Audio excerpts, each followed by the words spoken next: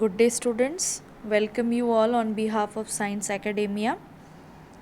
Today, we are going to study about the last step of photosynthesis, which is the popularly known as the dark reaction or the Kelvin cycle.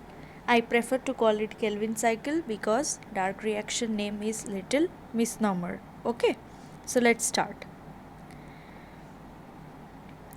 So this is the entire picture or the diagram in gist of the Kelvin cycle, which we will discuss in a bit. First, let us learn their features. Okay, let us know the features at first. So it has many names.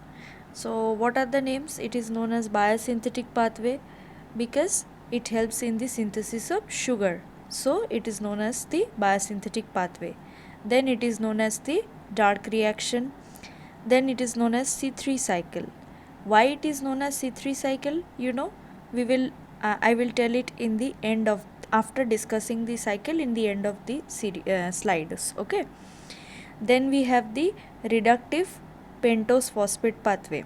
So these are the alternative names of Kelvin cycle. Don't get confused. These are all for one cycle only. So what is the location of Kelvin cycle in case of eukaryotic organisms? It is located in the stroma of chloroplast, and in case of prokaryotic organisms it happens in the cytosol. This pathway was traced first by Sir Melvin Kelvin along with Sir Andy Benson, and Sir Kelvin received the Nobel Prize for this particular pathway. Okay. So he traced this pathway using the radioactive carbon 40. You can know about the history. I have not mentioned about the history as much because questions do not come from that section, but if you keep keen interest in studying, then you can study from any book. So the main enzyme or the unique enzyme in this reaction which is helpful in the first step is Rubisco. Now what is the full form of Rubisco? It is ribulose 1,5-bisphosphate carboxylase or oxygenase. That is, it acts as a carboxylase or oxygenase depending upon reaction to reaction. So it is known as the pacemaker of cycle because without it this particular cycle can't work. So it has the other name, it has got its other name, which is the pacemaker. The reaction of Kelvin cycle is divided into three parts: the carboxylation, the reduction, and the regeneration of RUBP, that is ribulose 1,5-bisphosphate. So now let's come back to this picture and understand it in details. I'll only explain the diagrams. I have not written down the steps, as because if you understand the diagram wholly and if you draw this in the exam along with the key points, you will get full marks in whatever exam you write. For my graduation exams, when we used to give an elaborate pictorial representation of any long question, we used to get full marks along with just key points. So you need not explain much later while writing, but it depends from teacher to teacher. So you can write, but if you draw the diagram with and illustrate it with elaborate information, that would be enough. So let's understand the diagram. So at the first step, what happens? The 3-carbon compound, which is phosphoglycerate, is made through what? For our understanding, we are starting with 3 carbon dioxide molecules, but this is for our understanding. Okay, but generally in nature, when Kelvin cycle happens in plants, they start with 1 carbon dioxide molecule only. So to form the first component, which is 3-PGA, 3-phosphoglyceric acid, 3 carbon dioxide molecules combine with 3 RUBP molecules, which is ribulose 1,5-bisphosphate. Okay, so 3 carbon dioxide molecules combine with, see, I have mentioned here regeneration of ribulose 1,5-bisphosphate, that ribulose 1,5-bisphosphate RUBP. Okay, so what happens? 3 molecules of RUBP combine with 3 carbon dioxide molecules to give us 6 molecules of 3-PGA phosphoglyceric acid or phosphoglycerate. Now let's keep a note on the number of carbons in this particular reaction.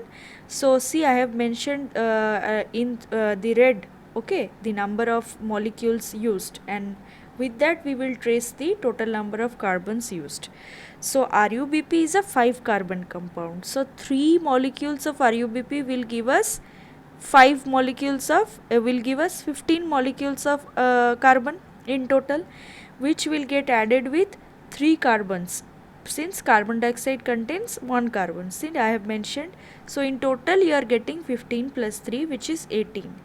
Now see, while both of these combine, you get 6 molecules of 3-PGA, which is 6 into 3, 18. So this 18 carbon thing is restored here. Now let's move forward. So then there is a reduction, then there is the reduction in the later step, then there is the formation of 1,3-bisphosphoglycerate from 3-phosphoglycerate. So it is clear that there is phosphorylation in this process. Phosphate is added, one more phosphate is added to each phosphoglycerate to form the bisphosphoglycerate. And where from you get this? From hydrolysis of ATP to ADP. 6 ATP molecules are utilized here to get 6 inorganic phosphates plus 6 ADP, which phosphates are used in this reaction to form 1,3-bisphosphoglycerate. Okay, understood? Now here also the carbon number is restored. In the previous step it was 6 into 3, 18. Here also it is carbon number is 6 into 3, 18. The phosphate number is increased, but the carbon number is constant. Okay. Now there is the reduction step, where 1,3-bisphosphoglycerate is reduced to glyceraldehyde 3-phosphate. Now we need some reduction agent for this reduction. So the reducing agent which is used here is 6-NADPH. So 6-NADPH is converted into 6-NADP plus, and we get glyceraldehyde 3-phosphate, 6 molecules of glyceraldehyde 3-phosphate. So this is also a 3 carbon compound, and see the carbon number is restored again, 6 into 3, 18 carbons. Now what happens? We have 6 molecules. One molecule is funneled out of the chain. Okay, one molecule is funneled out of the chain, which is, so see, I have given a red arrow and marked it as 1 glyceraldehyde 3-phosphate. So one molecule of glyceraldehyde 3-phosphate or PGA is funneled out. So one molecule of glyceraldehyde 3-phosphate has 3 carbons. So 3 carbons are funneled out, and we are left with 5 carbons, 5 molecules of glyceraldehyde 3-phosphate, which each has 3 carbon.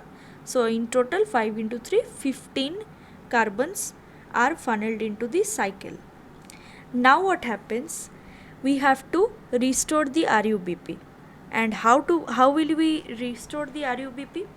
For this we need again ATP hydrolysis. So 3 molecules of ATP are hydrolyzed to form 3 ADP plus 3 inorganic phosphates, which are again funneled to the molecule ribulose 5-phosphate, which is ribulose monophosphate, and together with ribulose monophosphate and inorganic phosphates together combine to form the ribulose bisphosphate. So this step is known as the regeneration of RuBP. See, the total cycle is divided into 3 parts. The carboxylation process, where carbon is added.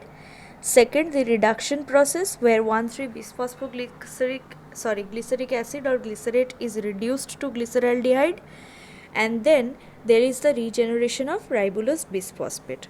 Now the enzyme we were talking about, Rubisco, is employed in the first step, where there is carboxylation. Okay, where carbon dioxide is combined with RuBP at that particular step, Rubisco is employed to carry out the reaction. So this is the gist of the Kelvin cycle. Now plants don't take up 3 molecules at a time for a particular reaction. What they do, they take up 1 molecule of carbon dioxide for each cycle. So For our simplification purpose, we have used 3 molecules for proper calculation, otherwise it would have been very difficult. Like see in this step where 6 molecules of glyceraldehyde 3-phosphate was generated. After that what happened? 1 molecule was funneled out and 5 molecules are funneled in the cycle. So here if we would have shown 1 molecule, then it would have been very difficult to show one part was going out, other 5 parts were going in the cycle. So we did it as per our convenience and calculation purpose using 3 molecules. Okay. So as per our calculation, for 2 Kelvin cycle process will generate 1 molecule of glucose, since the thing which is funneled out is only a 3 carbon compound, 1 glyceraldehyde 3-phosphate, and glucose is a 6 carbon compound. So we need one more round of Kelvin cycle to yield 2 molecules of glyceraldehyde 3-phosphate, which will be used for the process for generation of glucose. Is it clear?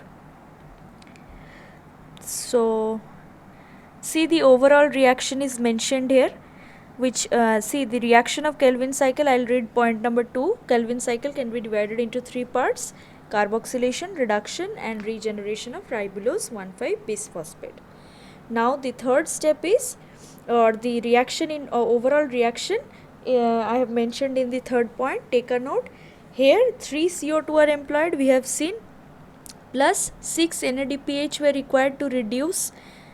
In this step 6 NADPH were required to for reduction, and in total 9 ATPs were used. We will see where 9 ATPs were used. See here 6 ATPs were used and here 3 ATPs were used. So for a particular one cycle of Kelvin cycle, 9 ATPs were used.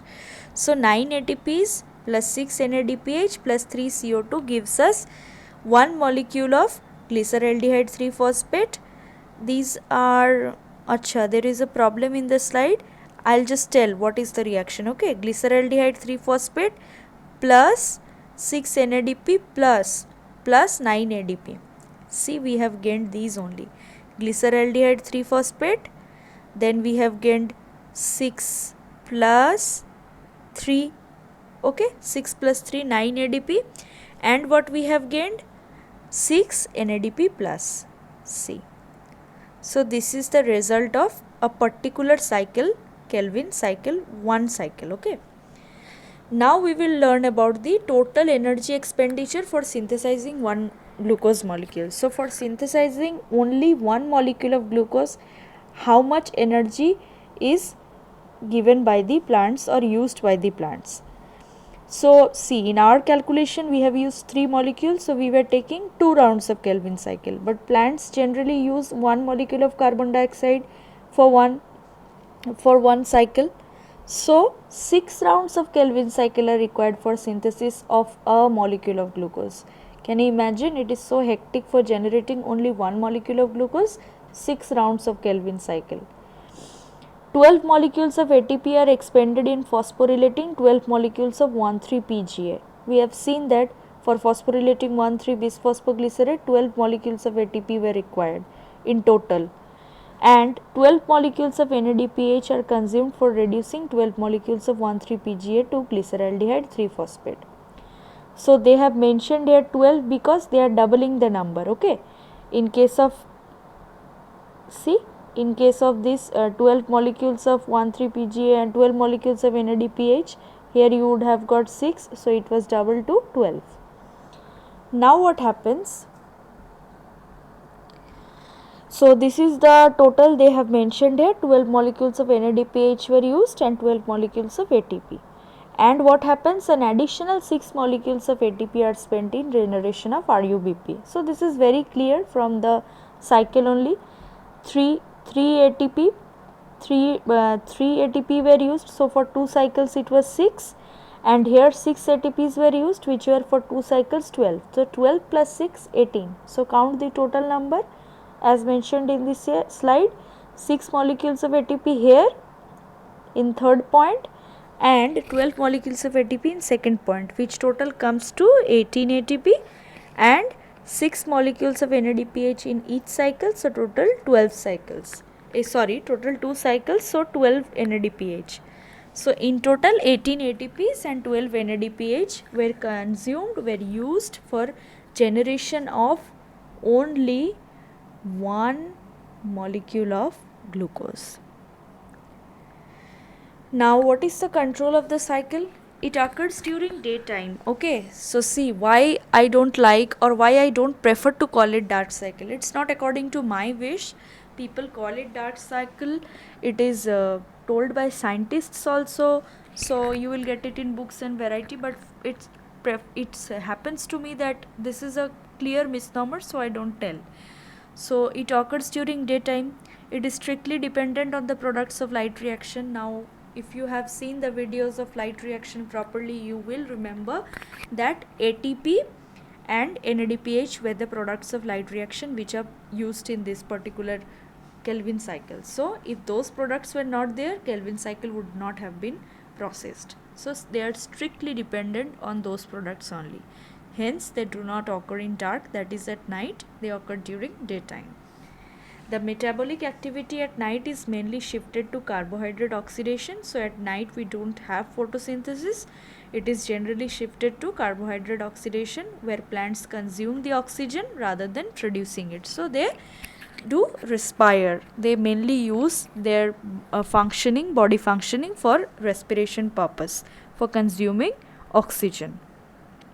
So the overall control of Kelvin cycle therefore means the control of regulation of light and carbon fixation reaction. Now why it is known as the C3 cycle? So the first product, stable product for the Kelvin cycle is a 3 carbon compound. So it is known as the C3 cycle. You know, tracing this particular thing that it is a C3 carbon compound was a big headache for them, because they had to permute and compute many things in mind, and ultimately they got that it is a 3 carbon compound, PGA. So this particular cycle was termed as C3 cycle. So what are the important factors in this particular cycle? You have to remember that there are total 18 molecules of ATP used, 12 molecules of NADPH were used for the reduction process, 12 molecules of ATP were used for converting 3-PGA to 1,3-bisphosphoglycerate, and 6 molecules of ATP were used to convert for the regeneration of RUBP. Who is the pacemaker of this particular reaction cycle? That is Rubisco, which is used in carboxylation. So this is it. These are all the important points of Kelvin cycle. With this we come to the end of the total photosynthesis in a gist.